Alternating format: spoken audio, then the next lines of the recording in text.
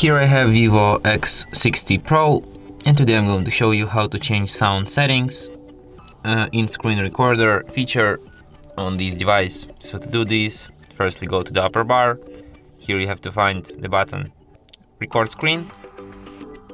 Hold your finger on it to access sound with settings, and here you can change record sound. You can record system audio, microphone audio, system audio and microphone sound, or no sound at all. And that's it.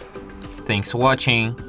If you find this tutorial useful, don't forget to hit that like button and subscribe to our channel.